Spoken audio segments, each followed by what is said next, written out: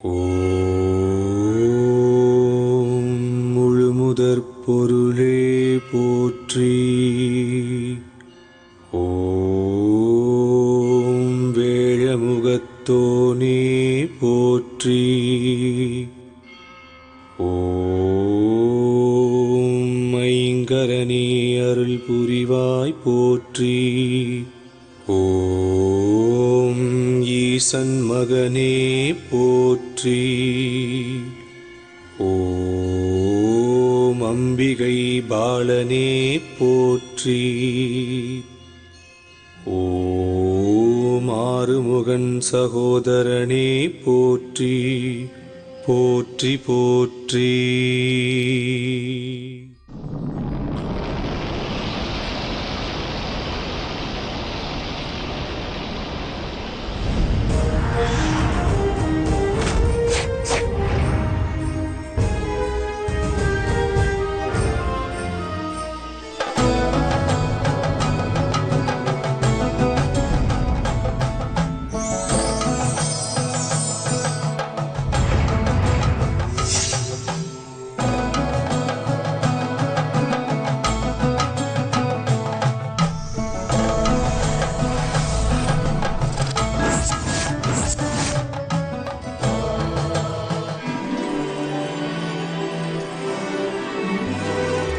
பரசுராம க்ஷேத்திரம் இன்றைய கேரள மாநிலத்தில் அழகிய ஸ்தலமாக விளங்கியது பந்தள ராஜ்யம்.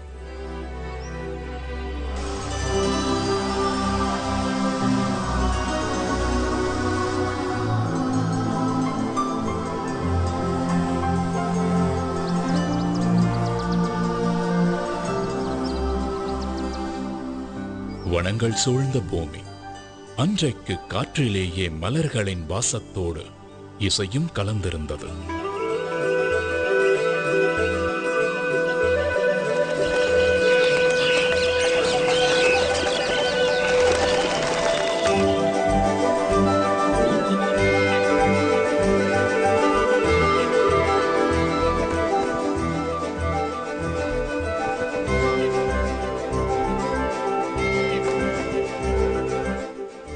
சூரியன் பந்தள ராஜ்யத்தின் மேல் இதமான மென்மை சூட்டோடு மண்டியிருந்தார்.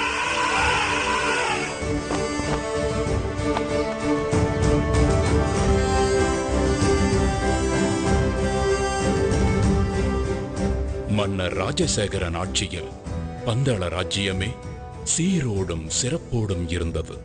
என்றாலும் ஒரு ராஜ்யத்தை ஆளும் மன்னருக்கு, சுகபோகங்கள் குறைவில்லாத அரசருக்கு ஒரு சோகம் இருந்தது. ஆம், அதுதான் புத்திர சோகம்.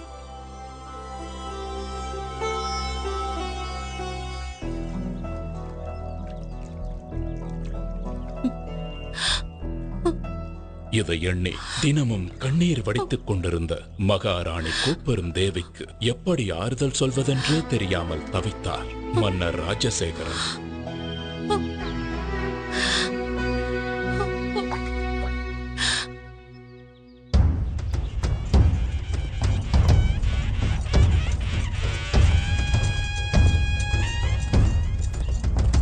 ஒரு நாள் மன்னர் ராஜசேகரன் நகர்வலம் வந்து கொண்டிருந்த பொழுது, இதோ நம் மன்னர் தான் எவ்வளவு திறமையாக நம் ராஜ்யத்தையும் மக்களையும் வழி நடத்துகிறார். இப்படி ஒரு மன்னர் கிடைக்க நாம் எல்லாம் பெரும் பேறு பெற்றிருக்க வேண்டும். உண்மைதான். ஆனால் எல்லாம் இருந்தும் என்ன பயன்? நம் அரசருக்கு புத்திர பாக்கியம் இல்லையே. நம் மன்னருக்கு பிறகு இந்த ராஜ்யத்தை ஆள ஒரு வாரிசு இல்லாமல் போய்விட்டதே. இதை கேட்டதுமே மன்னர் பெருமான் மனம் நொந்து போனார். கடைசியாக கடவுளிடம் முறையிடுவதைத் தவிர அவருக்கு வேறு வழி ஏதும் தோன்றவில்லை.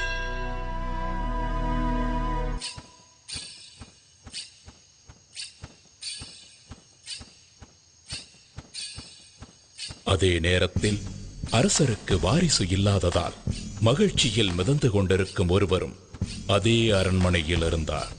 அவர்தான் பந்தள ராஜ்யத்தின் அமைச்சர்.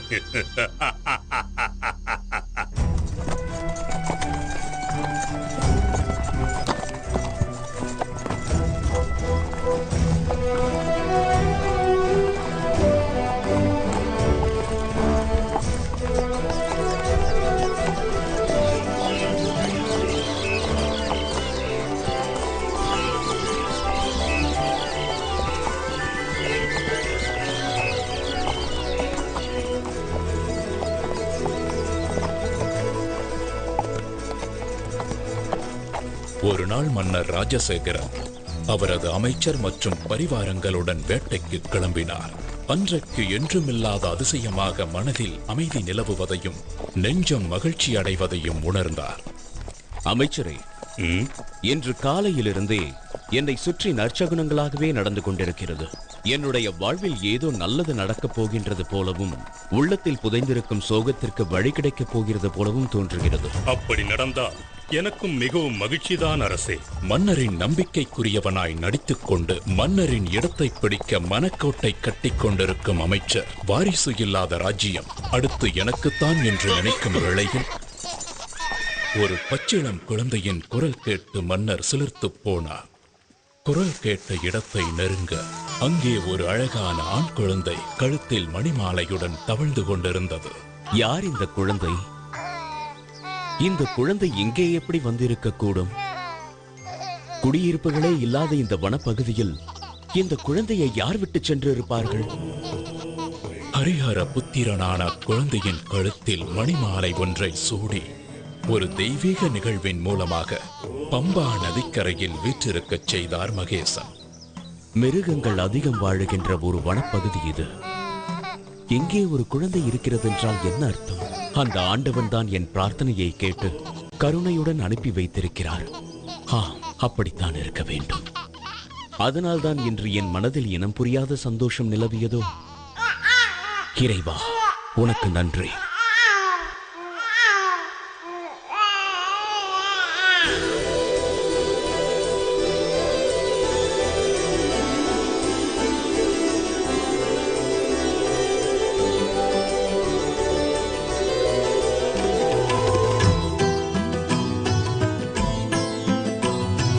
கலி காக்கும் ஒரு தெய்வம்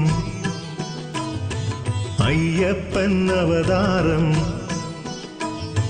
கலி காக்கும் ஒரு தெய்வம் ஐயப்பன் அவதாரம் நிகழ்ந்தது பம்பை நதியோரம்.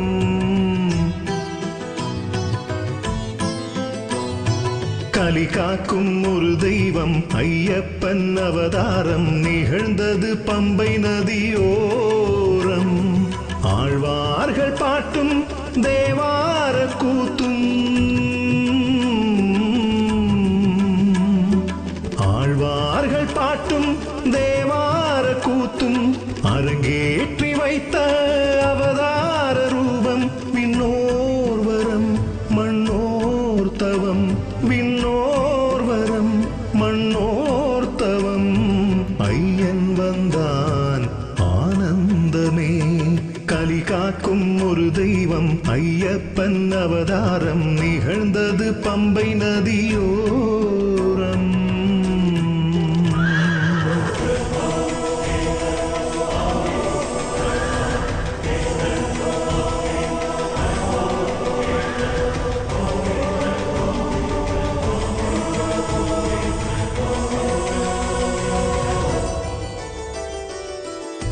ஹரிஹர சுதனின் வருகையால் விடிந்தது காலம்.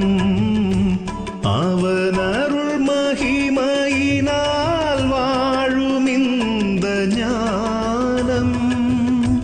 கலியுக வரதன் தரிசனம் ஒரு முறை காணும். அடியவர் குடி விளங்கும் வாழ்வில் நன்மை சேரும். என்னை என் ஐயப்பன் திருவருள் முகமே இம்மைக்கும் மறுமைக்கும் வழி கூறிடுமே. என்னை என் ஐயப்பன் திருவருள் முகமே இம்மைக்கும் மறுமைக்கும் வழி கூறிடுமே. சரணாகதி எனும் போதிலே கருணாகரன் அருள் கூடுமே. ஐயன் வந்தான் ஆனந்தமே. நாட்டு மக்களுக்கோ நற்செய்தி. தமக்கு பரிசாக கிடைத்த குழந்தைக்கு மன்னர் வெகு விமர்சையாக பெயர் சூட்டு விழா நடத்தினார்.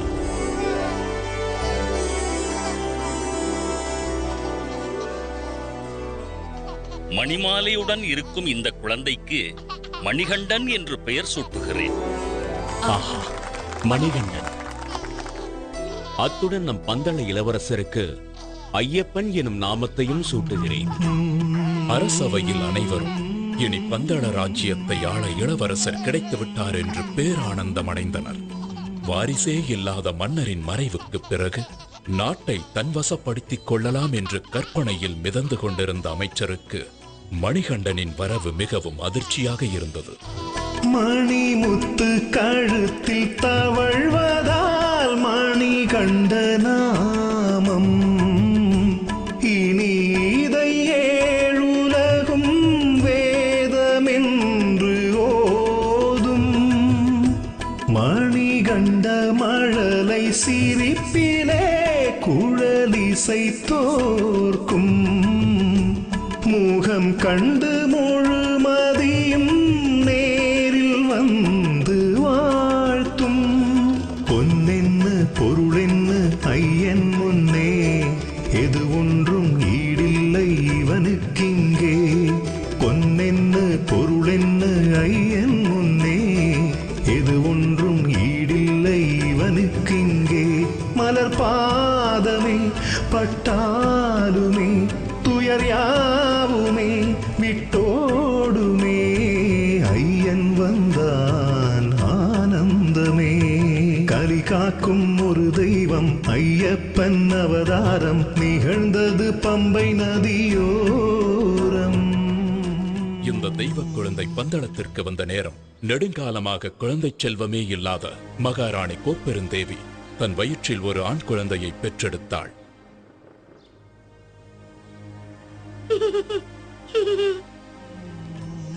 மணிகண்டனுக்கு கல்வி கற்கும் காலம் வந்துவிட்டது. அவனை குருகுலத்திற்கு அனுப்ப வேண்டும்.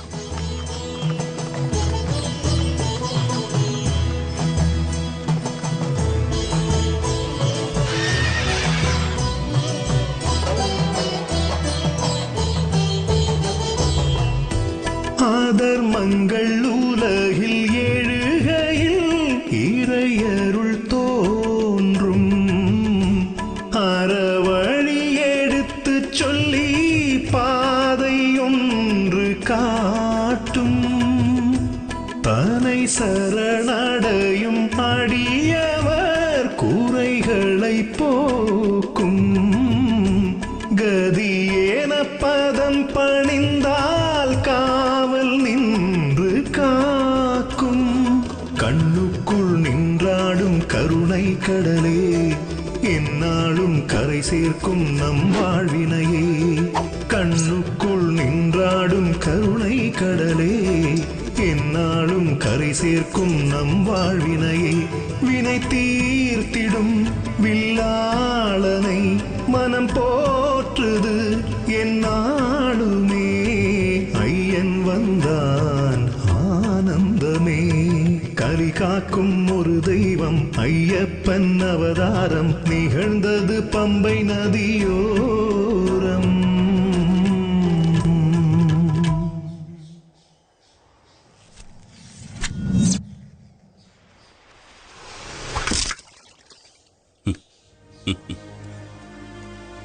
இந்த மணிகண்டன் ஒரு சாதாரண பாலகனாக இருக்க முடியாது. இவர் ஒரு அவதார புருஷனாகத்தான் இருக்க வேண்டும். இவருக்கு குருவாக இருந்து கல்வி கற்றுத் தருவது நான் செய்த பூர்வ புண்ணியம். மணிகண்டன் குருகுலத்திலேயே சிறந்த மாணவனாக திகழ்ந்தார். கல்வி, கேள்வி, ஞானம் மற்றும் அனைத்து விதமான கலைகளையும் விரைவிலேயே கற்றுத் தேர்ந்தார்.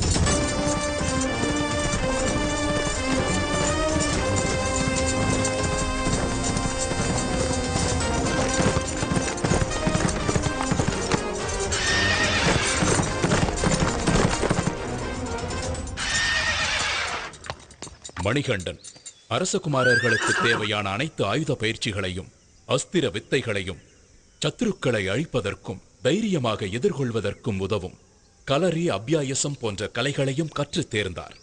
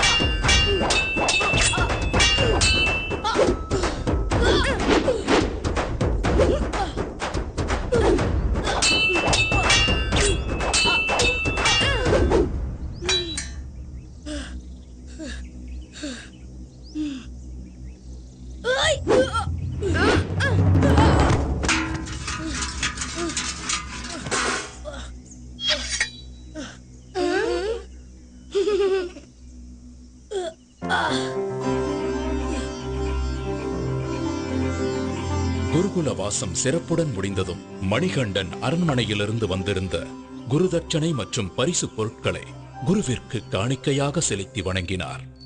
குருவே, தாங்கள் திருவருளால் நான் நிறைந்த கல்வியையும் சகலவிதமான கலைகளையும் கற்றுக்கொண்டேன். இந்த பரிசு பொருட்களை தவிர குருதட்சணையாக வேறு ஏதாவது வேண்டுமென்றால் கேளுங்கள். மணிகண்டா, எனக்கு தாங்கள் கொடுத்த இந்த பரிசு பொருட்களுக்கு நன்றி. ஆனால் இவைகளின் மீது எனக்கு பற்றில்லை. என் மனதை ஆறாத துயரம் ஒன்று வாட்டுகிறது. அதை தாங்கள்தான் போக்க வேண்டும். குருவே, தங்கள் மனதை ஆட்கொண்டிருக்கும் துயரம் என்ன என்பதை நான் அறிவேன். அந்த துயர் துடைக்கும் சரியான தருணமும் இதுவே. பிறவியிலேயே வாய்ப்பேச முடியாத தங்களுடைய மகனை என் முன்னே அழைத்து வாருங்கள். நான் சொல்லாமலேயே என் மனக்குறையை அறிந்து கொண்டாரே. இதுதான் கடவுளின் சித்தமோ?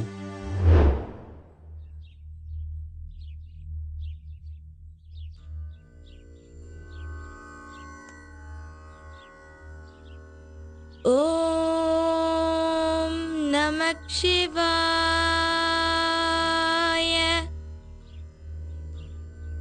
ஓம் நமோ நாராயணாய. எங்கே சொல் பார்க்கலாம். ஓம் நம சிவாய. அப்படித்தான், பேசு. ஓம் நமோ நாராயணாய.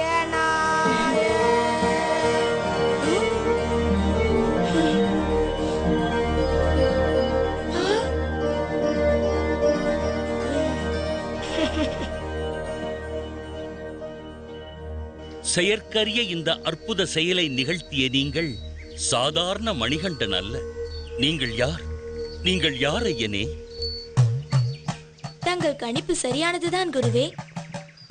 ஒரு அசுர சம்ஹாரத்தை நிகழ்த்தி தீமையை அழித்த இந்த கலியுகத்தை காக்கவே நான் அவதரித்துள்ளேன். இந்த ரகசியம் தங்களுக்கு மட்டுமே தெரிந்ததாக இருக்கட்டும் குருவே.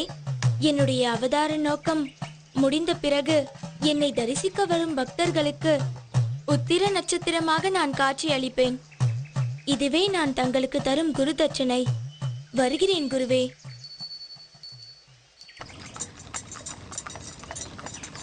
குருகுல வாசம் முடிந்து அரண்மனைக்கு திரும்பிய மணிகண்டனை ஆனந்த கண்ணீருடன் மகாராணி வரவேற்றார்.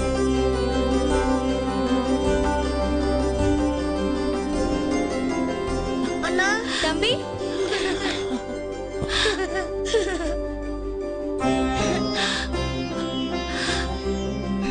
மணிகண்டா, என் குழந்தைதான் எவ்வளவு வளர்ந்து விட்டான். எத்தனை அழகாக இருக்கின்றான். அறிவுக்கு மட்டும் பஞ்சமா என்ன? என் கண்ணே பட்டுவிடும் போல் இருக்கின்றதே. அப்படித்தான் ஆனது. தாய் மகனின் பாசத்தில் விதியின் கண் பட்டுவிட்டது. காரணம், கோப்பெருந்தேவியின் வயிற்றில் பெற்றெடுத்த இளவரசன் ராஜராஜனே. அம்மா,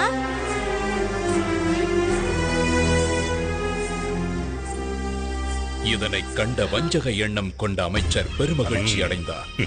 காரணம், துஷ்ட எண்ணம் கொண்ட அமைச்சர் தெய்வீக தன்மை கொண்ட ஐயப்பனை நெருங்கும் போதெல்லாம் இனம் புரியாத மனசஞ்சலம் அடைந்தார். தான் அரியணை ஏறும் வாய்ப்பு பறிபோய் விட்டாலும் மணிகண்டன் அரியணை ஏறக்கூடாது என்பதில் உறுதியாக இருந்தார். அதற்காக பல சதித்திட்ட வேலைகளில் ஈடுபட்டார். அதில் ஒரு கட்டமாக மணிகண்டன் குடிக்க வேண்டிய பாலில் விஷத்தை கலந்தார்.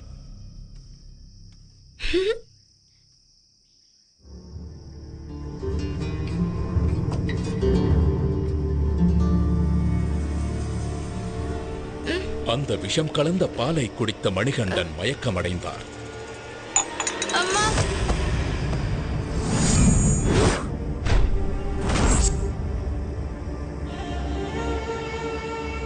உடனே மணிகண்டனை காப்பாற்ற அரண்மனை வைத்தியர்கள் எல்லாம் எவ்வளவோ வைத்தியம் செய்தும் மணிகண்டனை காப்பாற்ற முடியாமல் தவித்தனர். இந்நிலையில் சிவபெருமான் வைத்தியர் ரூபம் எடுத்து அரண்மனைக்கு வந்தார்.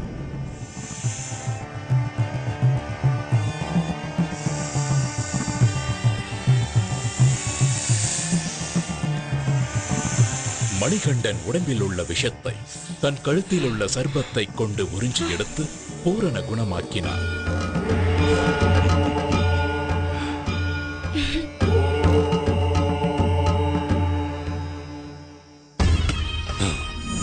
இந்த திட்டமும் முறியடிக்கப்பட்டு விட்டது. நான் வேறு ஒரு திட்டத்தை யோசிக்கிறேன். இதற்கிடையில் மன்னர் ராஜசேகரன் ஐயப்பனுக்கு இளவரசராக முடிசூட்ட ஏற்பாடு செய்ய திட்டமிட்டுக் கொண்டிருந்தார். ஆன்றோர் பெருமக்களே, நான் ஓய்வு பெறும் காலம் நெருங்கிவிட்டது என்பது தாங்கள் அனைவரும் அறிந்த ஒன்றே. ஆகவே மணிகண்டனுக்கு பட்டத்து இளவரசராக முடிசூட்ட ஏற்பாடு செய்திருக்கிறேன். அப்பொழுதுதான் சிறிது காலத்திற்கு பிறகு அவர் மன்னராக அரியணை ஏற ஏதுவாக இருக்கும்.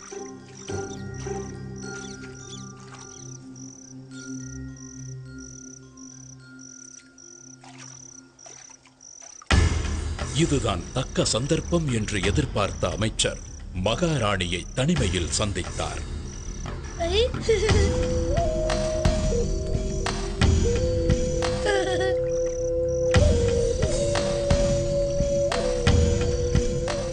வணங்குகிறேன் மகாராணி. என்ன அமைச்சரே இந்த நேரத்தில்? தங்கள் அனுமதியின்றி அந்தப்புரத்திற்கு வந்தமைக்கு என்னை மன்னிக்க வேண்டுகிறேன். விஷயம் சற்று விபரீதமானது. அதனால்தான் இந்த நேரத்தில் இங்கு வரவேண்டியதாயிற்று. இருக்கட்டும், அப்படி என்ன விஷயம் அமைச்சரே? சில காலமாக தங்கள் மனதை உறுத்திக் கொண்டிருக்கும் சங்கடத்தை நான் அறிவேன். இனி இந்த ராஜ்யத்தை ஆள்வதற்கு உங்களுக்கென்று பிறந்த மகன்தானே உண்மையான அரச வாரிசு. அவனை அன்றி வேறு யாரும் உரிமை கொள்வது என்ன நியாயம்? ஜாக்கிரதையாக இருந்து கொள்ளுங்கள். நான் வருகிறேன் மகாராணி. 12 வருடங்கள் வளர்த்த பாசமெல்லாம் எங்கோ போய்விட தனக்கு பிறந்த மகனான ராஜராஜனுடன் ஒன்றி போய்விட்டார் மகாராணி கோப்பெருந்தேவி. தம்பி, வா. அண்ணா,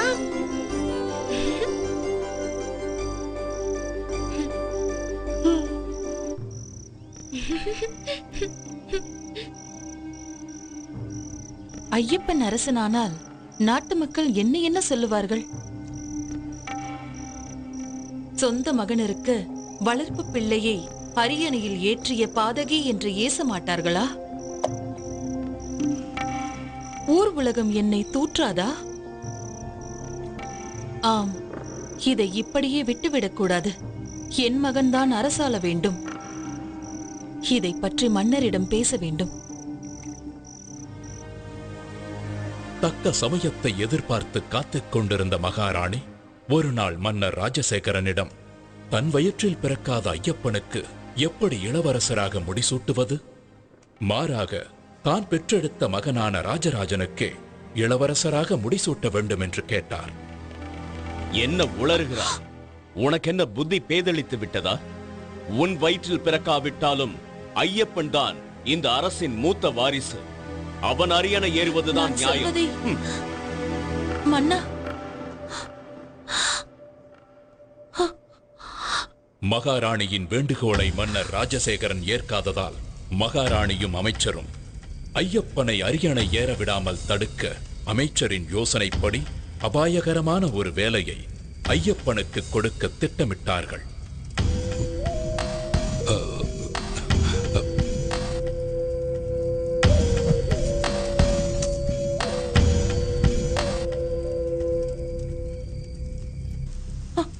அதற்காக கோப்பூர் தேவி பொய்யாக தலைவலி வந்தது போல் ஐயோ நடித்தார். அம்மா, வலி தாங்க முடியவில்லையே. மன்னா, வலி தாங்க முடியவில்லை. வலிக்கின்றது. அரசே, நம் மகாராணிக்கு ஏற்பட்டிருக்கும் இந்த தலைவலியை போக்க புலிப்பாலை கொண்டு வந்தால் மட்டுமே குணப்படுத்த முடியும். அதனுடன் என்னிடம் உள்ள மூலிகைகளை போட்டு நான் ஒரு மருந்து தயாரித்து தருகிறேன். அதுவே குணமடைய செய்யும். அப்படியா? புலிப்பாலை எப்படி பெறுவது? யார் கொண்டு வருவார்கள்?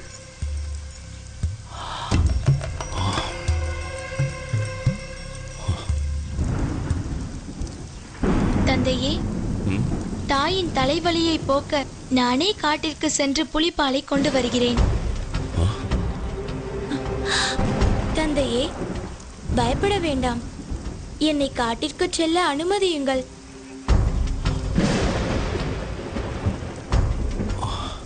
ஐயப்பனின் தெளிவான வார்த்தையிலும் தீர்க்கமான பார்வையிலும் ஒரு தெய்வீக தன்மையை உணர்ந்த பந்தளராஜன் ஐயப்பனை காட்டிற்கு செல்ல அனுமதித்தார். இதை கேட்ட அமைச்சரும் கோப்பெரும் தேவியும் தங்களது திட்டம் நிறைவேறப் போவதை நினைத்து பெருமகிழ்ச்சி அடைந்தனர்.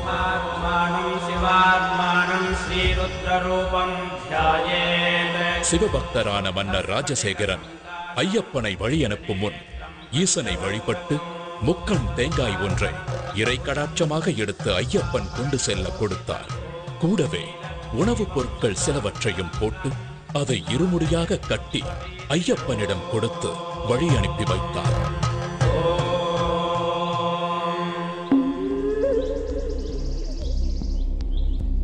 இந்த ஹரிஹர சுதனான மணிகண்டனின் அவதாரம் நிகழ்ந்ததே ஒரு அசுர சம்ஹாரத்தை நடத்துவதற்காகத்தான். இப்படி ஒரு தெய்வ குழந்தையின் வரவுக்கு காரணம் அரக்கி மகிஷமுகி. மகிஷமுகி அரக்கர் குலத்தின் தலைவி. பார்வைக்கு மட்டுமல்ல, எண்ணத்திலும் உருவத்திலும் கொடூரமானவள். பார்ப்போரை அச்சமூட்டும் அரக்கத்தனத்தின் மொத்த உருவாக தோன்றினாள்.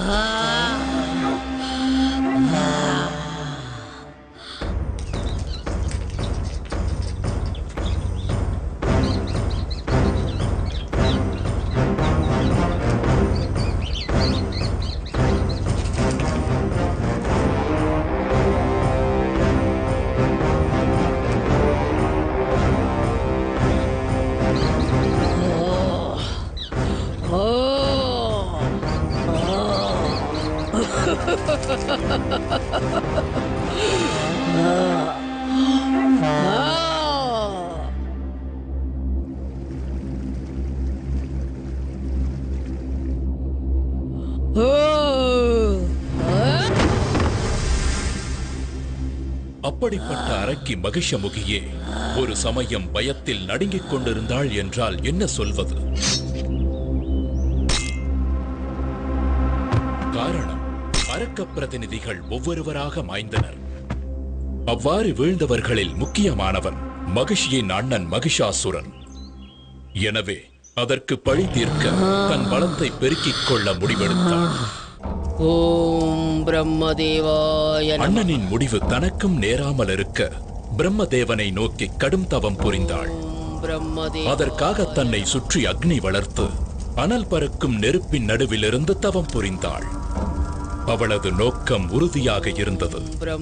அழிவே இல்லாத தேவர்களைப் போலவே அரக்கர்களும் நெடுங்காலம் வாழ வேண்டும். அதன் பிறகு தேவர்கள் அனைவரும் அழிவதை பார்த்து ஆனந்தப்பட வேண்டும் என்று நினைத்தாள் மகிஷமுகி. அவள் எதிர்பார்த்தது போலவே நடந்தது. அவளது கடும் தவத்தால் ஏற்பட்ட வெப்பம் பிரம்மலோகத்தையே தாக்க பிரம்மதேவரே மகிஷமுகியின் எதிரே தோன்றினார். ஓம் பிரம்மதேவாய நமः. மகிஷமுகியே, உன் கடும் தவத்தால் நான் மனம் நெகிழ்ந்தேன். கண் திற. வணங்குகிறேன் நான் முகனே. என் வேண்டுதலுக்கு இணங்கி என் முன் காட்சி தந்தமைக்கு நன்றி. நல்லது மகிஷமுகி, உனக்கு வேண்டிய வரத்தை கேள். பிரம்மதேவனே, தேவர்களைப் போல எனக்கும் சாகா வரம் வேண்டும். அப்படி ஒரு வரத்திற்கு சாத்தியமே இல்லை. இறப்பை யாராலும் தவிர்க்க முடியாது. இறப்பு என்பது இயற்கையின் நியதி. ஆனால் உனக்கு ஒரு சலுகை காட்டுகிறேன். நீ எப்படி யாரால் இறக்க வேண்டும் என்று நினைக்கிறாயோ அந்த வகையில் உனக்கு மரணம் சம்பவிக்க நான் வரம் தருகிறேன். பிரம்மதேவா, நீர், நிலம், நெருப்பு, காற்று மற்றும் எந்த விதமான நோயாலும் ஆயுதத்தாலும் எனக்கு மரணம் ஏற்படக்கூடாது. பஞ்சாச்சரத்தினாலான சிவனுடைய அம்சமும் அஷ்டச்சரத்தினாலான விஷ்ணுவின் அம்சமும் சேர்ந்த ஒரு பிறவியால் தான் எனக்கு மரணம் சம்பவிக்க வேண்டும். அப்படி கடவுள் அம்சமாக பிறக்கும் ஒரு மானுட பிறவியும் ஒரு பாலகனாகத்தான் இருக்க வேண்டும். நீ விரும்பிய வரத்தை உமக்கு அளிக்கிறேன் மகிஷமுகி. ஆயுஷ்மான் பவ. தன்னுடைய விதியை தானே நிர்ணயம் செய்து கொண்ட சந்தோஷத்தில் தேவர்களையும் ரிஷிகளையும் முனிவர்களையும் சித்திரவதை செய்து வதம் செய்ய தொடங்கினாள். ஓம் நம சிவாய. ஓம் நம சிவாய. ஓம் நம சிவாய. ஓம் நம சிவாய. ஓம் நம சிவாய. ஓம் நம சிவாய. ஓம் நம சிவாய.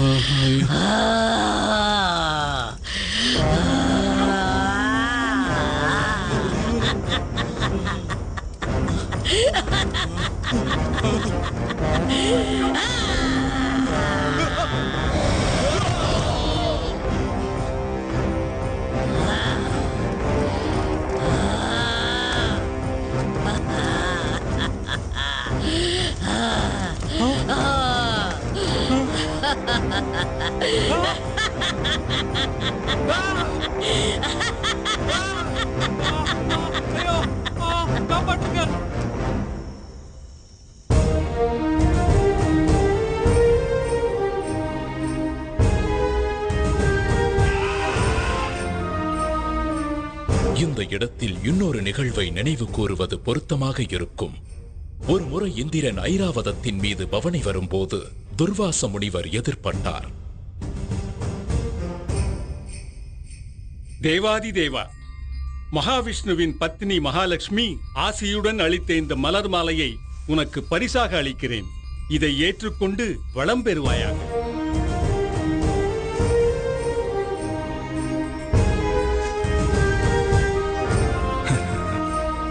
இந்திரனோ வெகு அலட்சியமாக யானையின் மீது அமர்ந்தபடியே அந்த மலர் மாலையை ஐராவத யானையின் மத்தகத்தின் மீது வீசினார். ஐராவதமோ அவருக்கு மேல் திமிர் பிடித்ததாக இருந்தது. தன் தும்பிக்கையால் அந்த மலர் மாலையை எடுத்து கீழே வீசி தன் முன்னங்கால்களால் அதை மிதித்து சிதைத்து சின்ன பின்னமாக்க செய்தது. என்ன காரியம் செய்தாய் இந்திரனே? இனி நீயும் உன் தேவர் கூட்டமும் மனிதர்களைப் போலவே முதுமை அடைந்து அவதிப்படுவீர்கள்.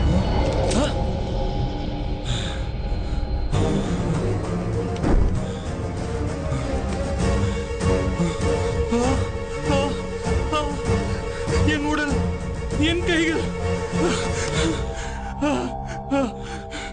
மகரிஷியே, என்னை மன்னித்து விடுங்கள். என் அகந்தையால் தான் தன்னிலை மறந்து தவறிழைத்து விட்டேன். இதற்கு தாங்களே சாப விமோச்சனம் அளிக்க வேண்டும். அகந்தையால் மதியிழந்து அநாகரிகமாக நடந்து கொண்டாய். சரி, போகட்டும். பார்க்கடலில் உள்ள அமிர்தத்தை அருந்தினால் மட்டுமே உனக்கு சாப விமோச்சனம் கிடைக்கும்.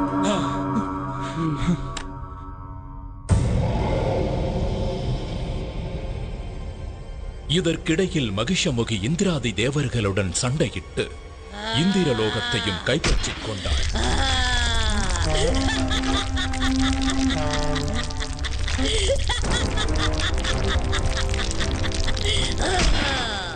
இந்திரனும் தேவர்களும் ஓடி ஒளிந்து கொண்டனர். அது மட்டுமல்லாமல் துர்வாசரின் சாபத்தின் காரணமாக உருவத்தில் மூப்பு ஏற்பட்டு நரை கூடி உடல் மெலிந்து மனம் நொந்து போன தேவர்கள் சாப விமோச்சனம் தேடி கைலாயம் செல்ல முடிவெடுத்தனர். பரமேஸ்வரா, இனி நீயே கதி. பரம்பொருளே, எங்களுக்கு அபயம் அளியுங்கள். நடந்ததை எல்லாம் நானும் அறிவேன். ஈசனே, எங்களுக்கு நேர்ந்திருக்கும் இந்த சங்கடத்திலிருந்து தாங்கள் தான் எங்களை காத்தருள வேண்டும். வலிமை இழந்த உங்களால் பார்க்கடலை தனியாக கடைய முடியாது. எனவே உங்களுக்கு துணையாக அரக்கர்களையும் அனுப்பி வைக்கிறேன். இருவரும் சேர்ந்து கடைவதன் மூலம் கிடைக்கும் அமிர்தத்தை சமமாக பங்கிட்டுக் கொள்ளுங்கள்.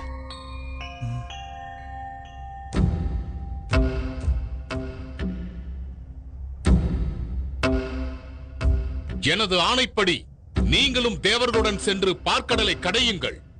உத்தரவு ஈசனே. தங்கள் வலிமை அனைத்தையும் ஒன்று கூட்டி தேவர்களும் அரக்கர்களும் மேருமலையால் பார்க்கடலை கடைந்தனர்.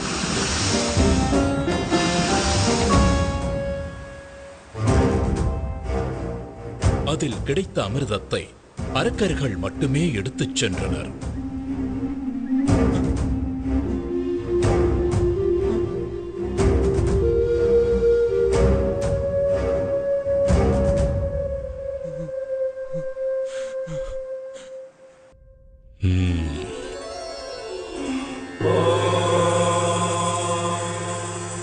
சக்கரதாரியே, இனி தங்களின் லீலையை தொடங்கலாம்.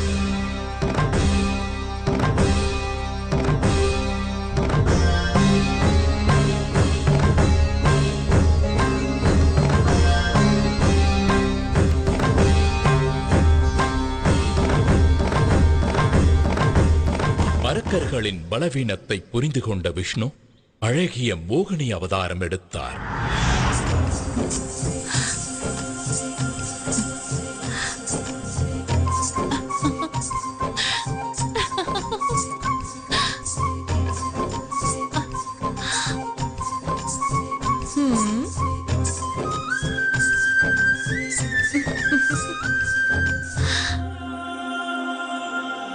தன் பேரழகால் அரக்கர்களை மதிமயங்கச் செய்தார்.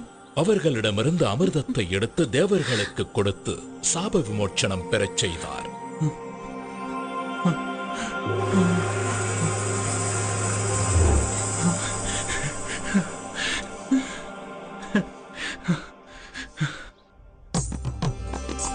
அழகிய மோகினியின் வரவே ஒரு புதிய அவதாரத்தின் நோக்கம்தான் என்பதை உணர்ந்திருந்த சிவபெருமான் மோகினியை நேரில் கண்டார்.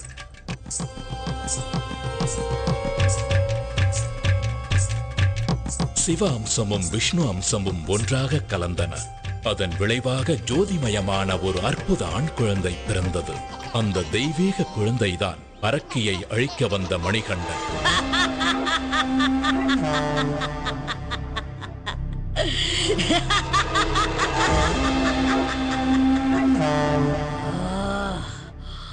தேவர்களின் தந்திரத்தால் தன் இன மக்களுக்கு அமிர்தம் மறுக்கப்பட்டதையும் அது மொத்தமும் தேவர்களுக்கே போய் சேர்ந்ததை அறிந்து மேலும் உக்கிரமானாள்.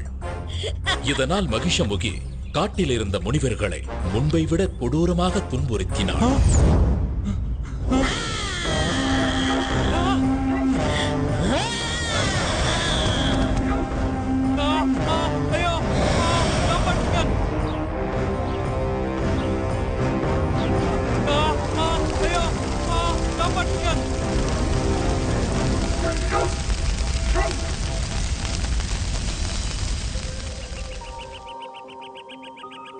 இந்த நிலையில் புலிப்பால் தேடி வந்த ஐயப்பன் அதே காட்டிற்குள் பிரவேசம் செய்தார்.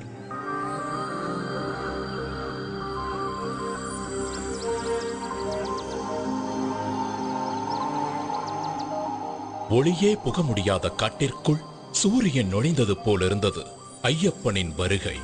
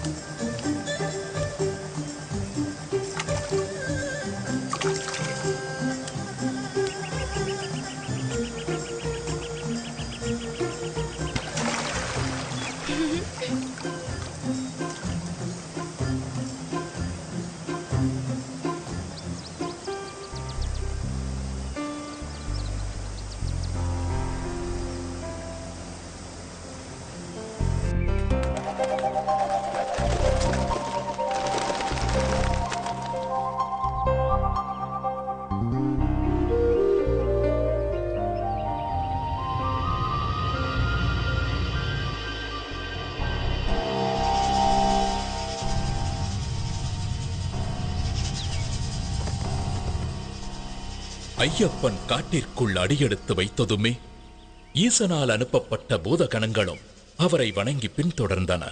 தேவேந்திரன் தலைமையில் தேவர்களும் ஐயப்பனுக்கு துணையாக வந்தனர். ஐயப்பனின் வருகையை அறிந்து கொண்டாள் மகிஷமுகி. ஐயப்பனை அழிக்க நினைத்து யுத்தத்திற்கு தயாரானாள். தன்னை எதிர்க்க ஒரு பாலகன் வந்திருப்பதைக் கண்டு சிரித்தாள் மகிஷமுகி.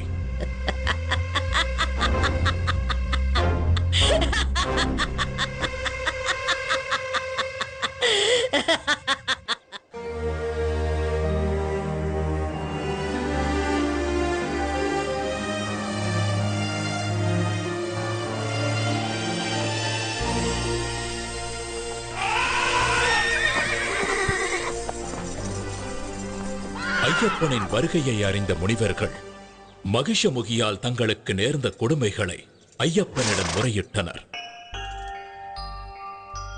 ஐயப்பன் தனது அவதார நோக்கம் நிறைவேறும் கட்டம் நெருங்கிவிட்டதை உணர்ந்தார். மானசீகமாக சிவபெருமானையும் மகாவிஷ்ணுவையும் வணங்கி யுத்தத்திற்கு தயாரானார்.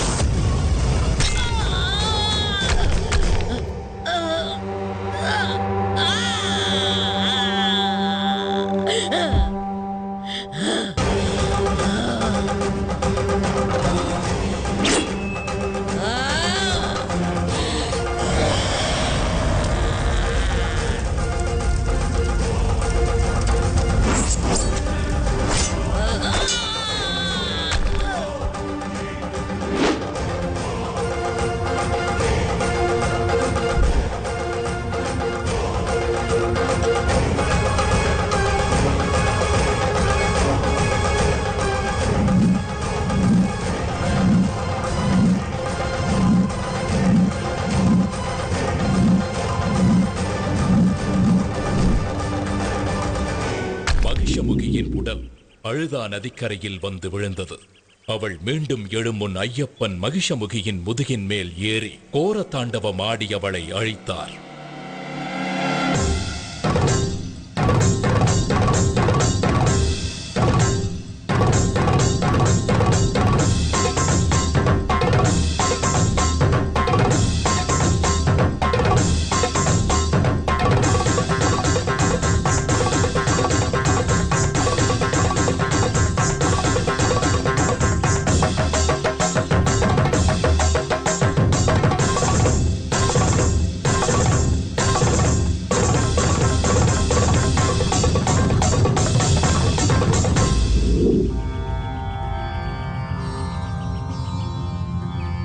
ஐயப்பனின் மகிஷமுகி சம்ஹார நர்த்தனத்தை காண வந்திருந்த ஈசன் தனது காளையை பக்கத்தில் உள்ள மரத்தில் கட்டி வைத்தார்.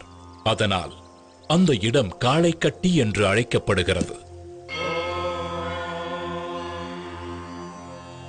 சஹஸ்ரசீர்ஷா புருஷः சஹஸ்ராக்ஷஸ் சஹஸ்ரபாத் சபூமிம் விஸ்வதோ வ்ருத்வா. ஐயப்பனின் பொற்பாதம் உடலில் பட்டதால் மகிஷமுகியின் உடலிலிருந்து விடுதலையாகி சாப விமோச்சனம் பெற்றாள் லீலாவதி. ஐயப்பனின் தாழ் பணிந்தாள். ஐயனே, தங்களது பொற்பாதம் என் மீது பட்டதால் நான் சாப விமோச்சனம் அடைந்தேன். இனி நான் தங்களுக்கே சொந்தம். என்னை ஏற்றுக்கொண்டு அருள் பாலிக்க வேண்டும். உன் விருப்பம் நிறைவேறாது. இந்த அவதாரத்தில் நித்திய பிரம்மச்சாரியாகவே நான் இருக்கப் போகிறேன். ஆனாலும் ஒரு வாய்ப்பு இருக்கிறது. எனக்கென்று ஒரு கோவில் கட்டப்படும்.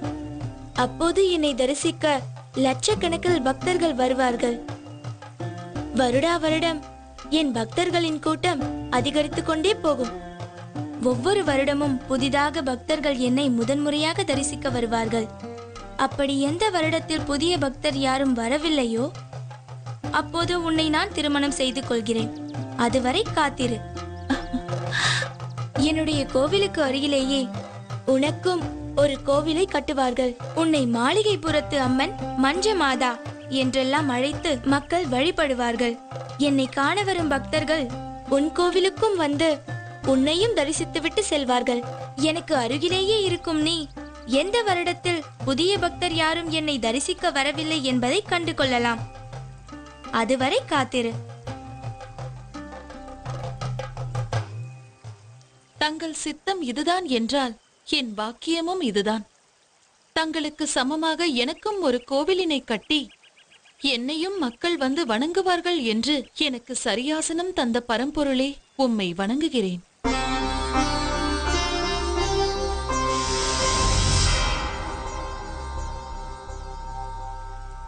மகிஷ சம்ஹாரம் முடிந்த பிறகு ஐயப்பனை அழைத்தார் பரமேஸ்வரன். மகனே, உன் பிரிவால் வாடிக்கொண்டிருக்கிறான் மன்னன் ராஜசேகரன். அவனை ஆட்கொண்டு முக்தி அளிக்க வேண்டும். அத்துடன் நீலிமலையில் சபரி என்ற பக்தை உன் தரிசனத்திற்காக காத்துக் கொண்டிருக்கிறாள். அவளுக்கு அருள் செய்து மோட்சம் அளிக்க வேண்டியது உனது கடமை. இதனால் அந்த பக்தையின் நினைவாக அந்த மலைக்கு சபரிமலை என்றே பெயர் வழங்கப்படும். அது மட்டுமன்றி அந்த சபரிமலையிலேயே உனக்கு கோவில் கட்டப்படும். ஆயுஷ்மான் பவ. மகிஷமுகியின் உடல் உயிரற்றதாக இருந்தாலும் மலை போல் வளர்ந்தது. அப்படியே போனால் சூரிய சந்திரனையும் மறைத்துவிடும் என்று தோன்றியதால் ஐயப்பன் மகிஷமுகியின் உடலை பாதாளத்தில் தள்ளி கற்களால் மூடினார்.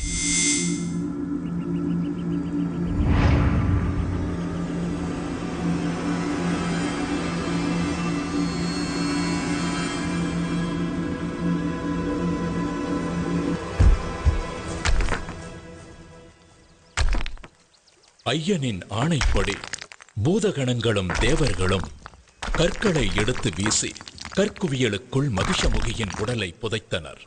அப்படி கற்களால் மூடப்பட்டு மகிஷமுகியை அடக்கம் செய்யப்பட்ட இடமே கல்லிடும் குன்று என்ற பெயரால் அழைக்கப்படுகிறது.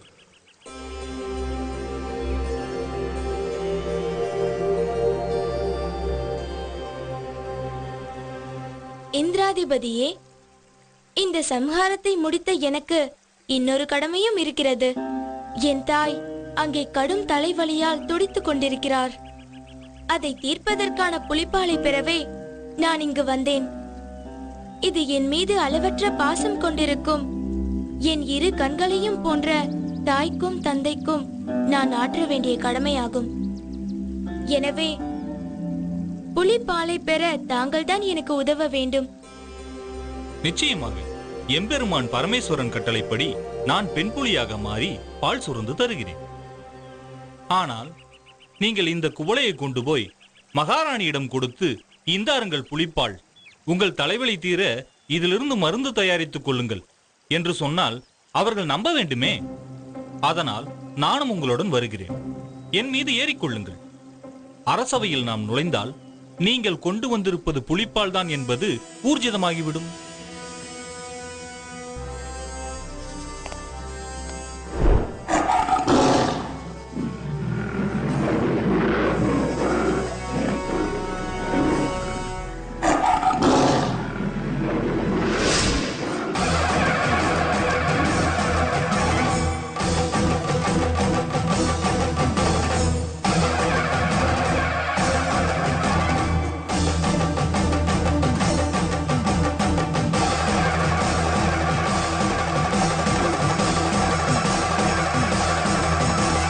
மகிஷமுகி வதம் கண்ட மணிகண்ட சுவாமி அவர் வாரானே வன்புலியும் ஏறியே மலை தாண்டி மடு தாண்டி கண் கண்ட தெய்வம் அவர் வாரானே பந்தளத்தை தேடியே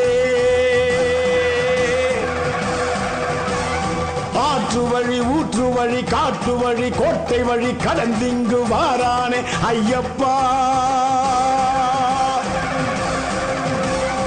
ஆற்றொன்ன தலை நோக்கி மருந்தாகும் புலிப்பாலை கொண்டிங்கு வாரானே ஐயப்பா. நடையதிர படையதிர எத்திசையும் அதிர குடியதிர குளம் அதிர கொற்றவனும் அதிர பரம்பொருளை இறை அருளை அரசி மனம் அறிய தவறுணர தலை கவிழ தண்டமிட்டு பணிய பந்தளமும் பணிய வந்த செயல் முடிய மணிகண்ட அவதார நோக்கமது நிறைய.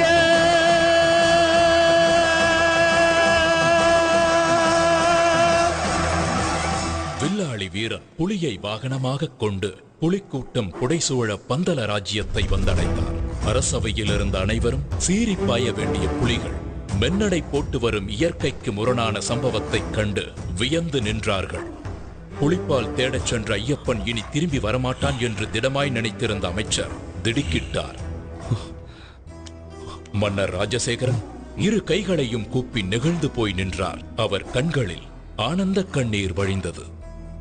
தந்தையே, தாயின் தலைவலி தீர இதோ கொண்டு வந்துள்ளேன் புலிப்பால்.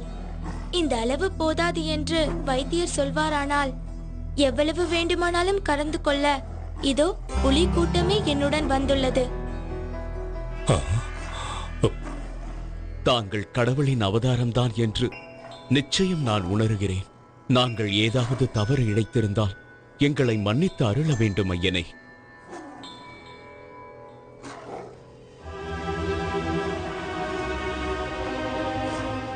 மகாராணி, உன்னுடைய தலைவலியை போக்க புலிப்பாலுடன் வந்திருக்கும் நம் மணிகண்டனை பார்.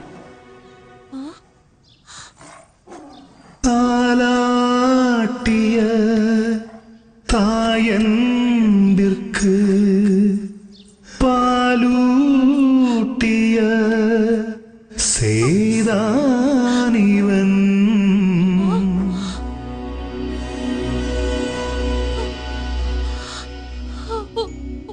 அன்னைக்கெல்லாம்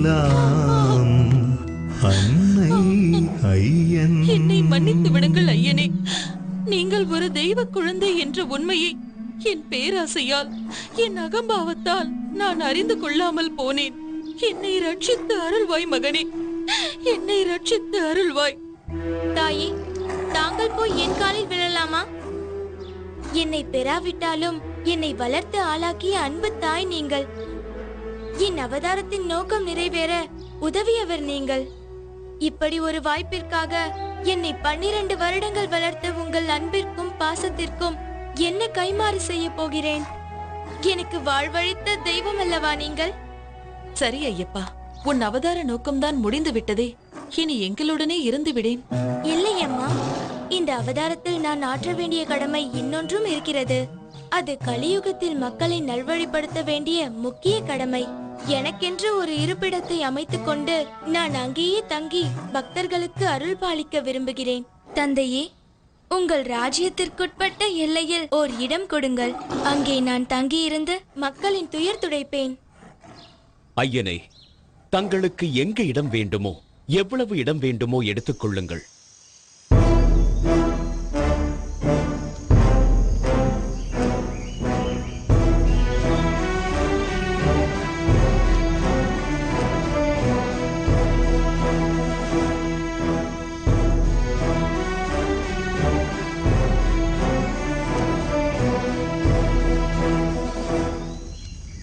நான் இங்கிருந்து அம்பு எய்கிறேன்.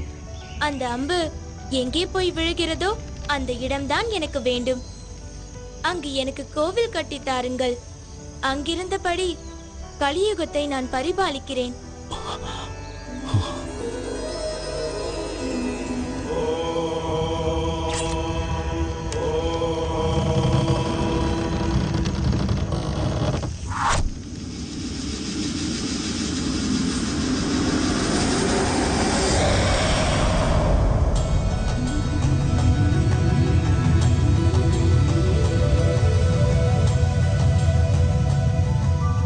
அந்த அம்பு விழுந்த இடம்தான் சபரிமலை.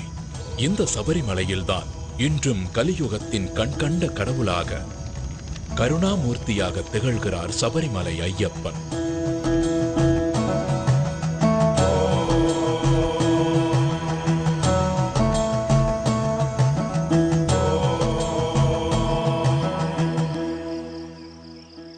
சபரிமலையில் ஐயப்பன் கேட்டுக்கொண்டபடி கோவில் கட்டும் பணியை வேகமாக மேற்கொண்டார் மன்னர் ராஜசேகரன்.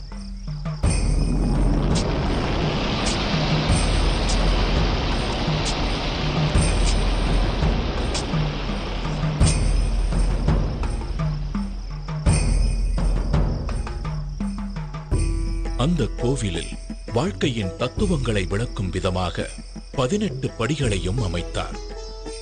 இந்த 18 திருப்படிகளும் 18 மலைகளையும் 18 கடவுள்களையும் 18 தத்துவங்களையும் குறிக்கின்றன. 18 மலைகளாகிய இஞ்சிப்பாறை மலை, காளைக்கட்டி மலை, புதுச்சேரி மலை, கரிமலை, தலைப்பாரமலை, தேவர்மலை, ஸ்ரீபாதமலை, மயிலாடுமலை, மாதங்கமலை, கால்கிமலை, சிற்றம்பலமலை, சுந்தரமலை, நாகம்பலமலை, கவுண்டமலை, நிலக்கல் மலை, நீலிமலை, பொன்னம்பலமலை, சபரிமலை போன்ற மலைகளையும் 18 கடவுள்களாகிய விநாயகர், சிவன், பார்வதி, முருகன், பிரம்மா, விஷ்ணு, ரங்கநாதர், காளி, யமன், சூரியன், சந்திரன், செவ்வாய், குரு, புதன், சுக்கிரன், சனி, ராகு, கேது ஆகிய கடவுள்களையும் 18 தத்துவங்களாகிய காண்பது, கேட்பது, மனம், ரசனை, ஸ்பரிசம், காமம், பேராசை, குரோதம், கோபம், மோகம், மதம், மாச்சரியம், தம்பு, சாத்வீகம், ராஜசீகம், தாமசீகம், வித்யா, அவித்யா போன்ற குணங்களையும் உணர்த்தும் விதமாக பகவான் தத்வாதீனனாக இருக்கிறார் என்பதை குறிப்பதே இந்த 18 படிகளின் நோக்கம். கோவில் கட்டி முடித்ததும் ஐயப்பனுக்கு எந்த வகையிலான விக்கிரகம் அமைப்பது என்ற கேள்வி எழுந்தது.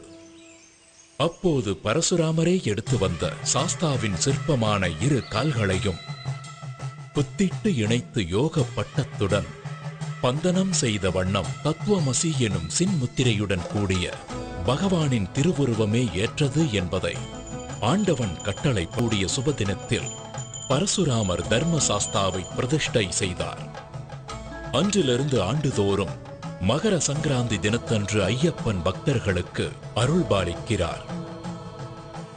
இதன் மூலம் தன் குருவிற்கு அளித்த வாக்கையும் நிறைவேற்றுகிறார்.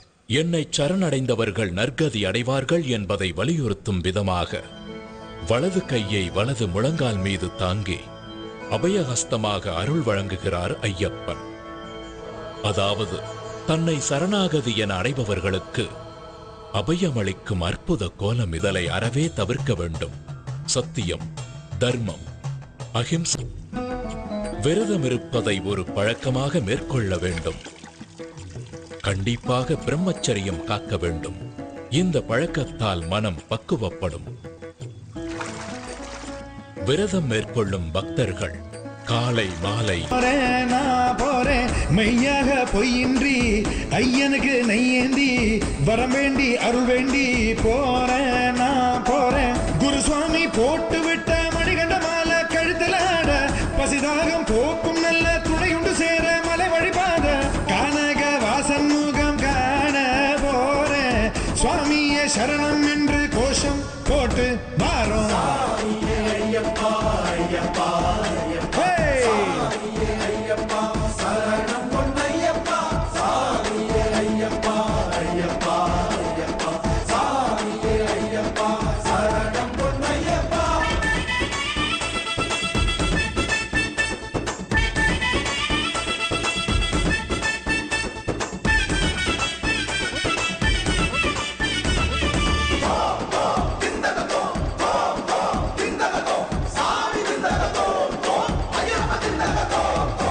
ஏறுமேலி கோட்டை வந்து பேட்டை துள்ளி ஆட்டம் இட்டு வாவர் துணை வேண்டி செல்வேனானப்பா.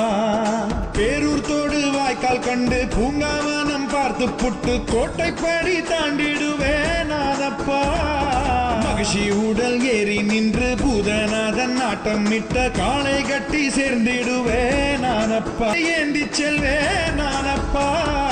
கல்லிடும் குன்றில் கல்லெறிவேன், இஞ்சிப்பாறை கண்டறிவேன், கொடும்பாறை கோட்டை செல்வேன், கூட்டு சரணம் சேர்க்க போறேன்.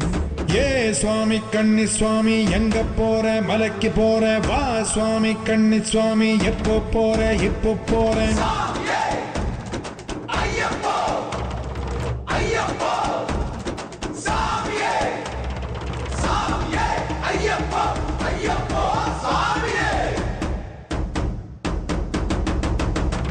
ஏற்றி என்னை பார்த்திடுவான் ஐயப்பா.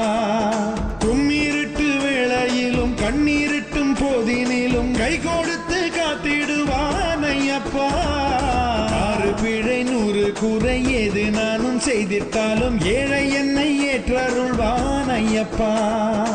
ஏற்ற விரதம் தப்பில்லாம சோதனைகள் தந்திடாம காத்தி என்னை ரட்சிப்பானே ஐயப்பா. ஹரிஹர சுதனின் தரிசனம் பெறுவேன், பிறவி பயனை அதுகணம் அடைவேன். சபரிநாதன் திருவடி பணிவேன், சத்குருநாதன் திருவருள் பெறுவேன். பொன்னம்பல வாசனுண்டு அண்ணலவன் நேசமுண்டு காண போறேன் மலை ஏற போறேன். ஏ சுவாமி கண்ணி சுவாமி எங்க போற மலைக்கு போற வா சுவாமி கண்ணி சுவாமி எப்போ போற எப்போ போறேன்.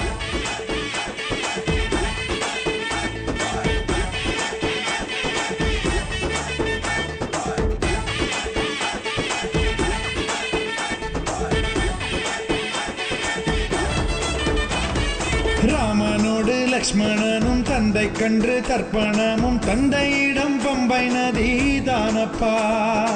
அந்த நதியில் மூழ்கி நின்று பந்தியிட்டு தீபம் இட்டு பாபவினை தீர்த்து கொள்வேன் நானப்பா. பம்பா நதி கணபதி சன்னதியில் சூறையிட்டு தோப்பு கரணம் போட்டு செல்வேன் நானப்பா. நீலிமலை ஏற்றம் கண்டு நீண்ட வழி பாதை கண்டு அப்பாச்சி மேடு கடப்பேன் நானப்பா. சபரி அன்னை பீடம் காண்பேன் சரங்குதிகாலில் சரமும் இடுவேன். 18 படிகள் ஏறி செல்வேன் பகவான் அருளால் வாழ்வு கொள்வேன். முத்திரை தேங்காய் நெய் எடுத்து நெய் அபிஷேகம் செய்து வைத்து வேண்ட போறேன் அருள் வேண்டி போறேன். ஏ சுவாமி கண்ணி சுவாமி எங்க போற மலைக்கு போற வா சுவாமி கண்ணி சுவாமி எப்போ போற எப்போ போறேன். கட்டான கட்டேந்தி கட்டுமுடி தலையேந்தி குடிதாண்டி பழிதாண்டி போறேன் நான் போறேன். மெய்யாக பொய்யின்றி ஐயனுக்கு நெய்யேந்தி வரம் வேண்டி அருள் வேண்டி போறேன் நான் போறேன். குருசுவாமி போட்டு விட்ட மணிகண்ட மாலை கழுத்துல போறேன். சுவாமியே சரணம் என்று கோஷம் போட்டு வாரோம்.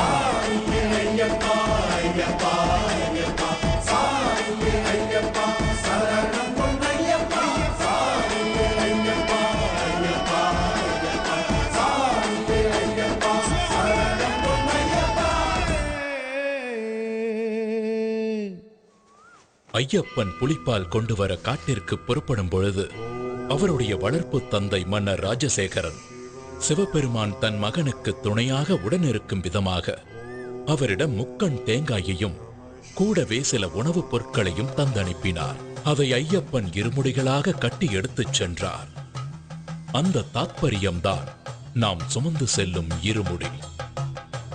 இருமுடி என்பது பருடன் சுமந்து செல்லும் இருமுடியின் முன்புற பையில் மஞ்சள், குங்குமம், நெற்பொறி, அவல், மாளிகை புறத்து அம்மனுக்கு தீபமிட திரிநூல், எண்ணெய், அடுத்தது முக்கியமான காணிக்கையான நெய் தேங்காய், அதாவது ஐயப்பனுக்கு மிகவும் விருப்பமான நெய்வேதிய பொருளான முக்கண் தேங்காயில் ஒரு கண்ணில் துளையிட்டு அதனுள் இருக்கும் நீரை அகற்றி பின் சுத்தமான நெய்யை நிரப்பி அடைத்து எடுத்துச் செல்வதுதான் நெய் தேங்காய். ஐயப்பன் சிவவிஷ்ணு ஐக்கியத்தில் பிறந்தவர். இந்த தத்துவத்தை தான் நெய் தேங்காய் உணர்த்துகிறது. தேங்காய் முக்கண் உடையது, ஆகவே தேங்காய் சிவாம்சமாக விளங்குகிறது. மகாலட்சுமி திருமாலின் இதயத்தில் உறைபவள்.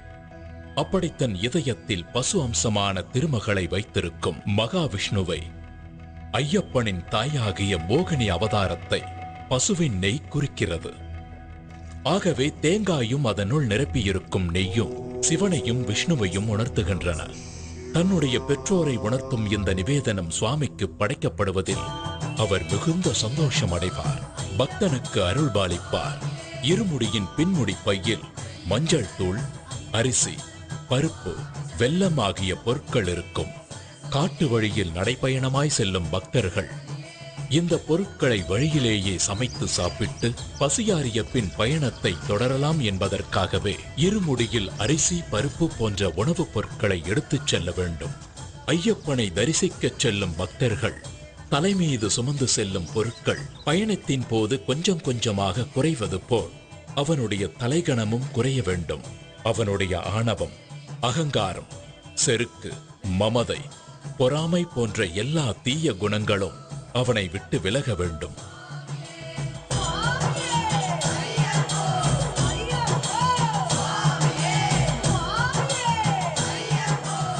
சபரிமலையில் உள்ள ஐயப்பனை தரிசிக்க பக்தர்கள் அனைவரும் எரிமேலி என்ற இடத்தில் ஒன்று கூடுவார்கள். எரிமேலியை சபரிமலையின் நுழைவாயில் என்றே சொல்லலாம்.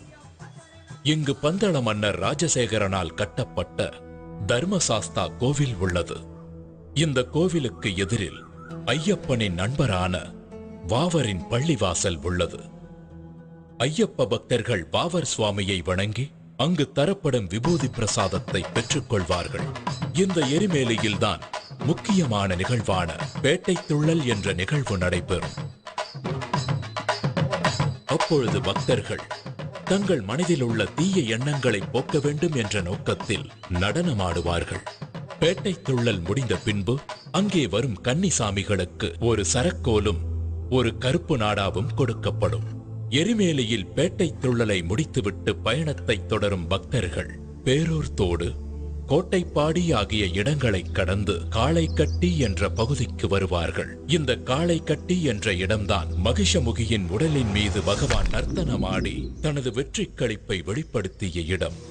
அந்த நர்த்தனத்தை காண வந்த சிவபெருமான் அவரது காளையை அங்கேயே மரத்தில் கட்டி வைத்ததால் அந்த இடம் காளைக்கட்டி என்று அழைக்கப்படுகிறது.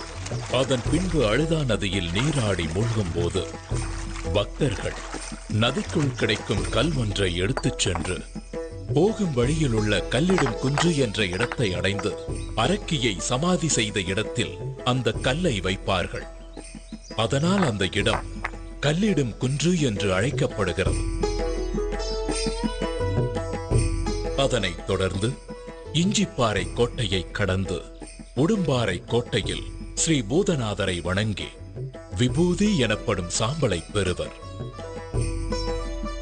பின்பு சபரிமலை செல்லும் வழியில் பக்தர்கள் புண்ணிய நதியான பம்பை நதியில் குளித்து தன்னுடைய பாவங்களை நீக்குமாறு ஐயப்பனிடம் வேண்டி அங்கு தங்கி பம்பாஸ்தி என்ற நிகழ்ச்சியில் 108 அடுப்புகளின் சாம்பலை கன்னிசாமிகள் தங்கள் வீட்டிற்கு எடுத்துச் செல்வார்கள். அதன் பிறகு விநாயக பெருமானை வணங்கி சபரிமலை நோக்கி யாத்திரை செல்வார்கள். பின்பு அப்பாச்சி மேட்டை கடந்து நீலிமலையை சென்றடைவார்கள். அதன் பின்பு சபரி பீடத்தை கடந்து மகிஷமுகிக்காகவே சரங்குத்தி என்ற இடத்தில் இருக்கும் ஆலமரத்தில் கன்னிசாமிகள் எடுத்துச் செல்லும் சரக்கோலை குத்தி கருப்பு நாடாவை போட்டு வணங்குவார்கள். இது கன்னிசாமியின் வரவை பதிவு செய்யும் நிகழ்ச்சி. இதை பார்த்த லீலாவதி பெருமூச்சு விட்டு அடுத்த வருடத்திற்காக காத்திருப்பாள். சபரிமலையின் அறிவிப்பு தத்துவமசி விஸ்வ சாகோத்தியம் சொல்லி தெரிவிக்கின்ற மகா மந்திரம் ஆராதனை மூர்த்தியும் ஆராதகனும் அபித்யார் ஆகிய சுவாமி தெரிகின்ற காட்சியும் காண முடியாத ஒரு காட்சியாகும். காடும் காட்டு பூக்களும் அருவிகளும் இயற்கை தருகின்ற ஒரு வரப்பிரசாதமாகும்.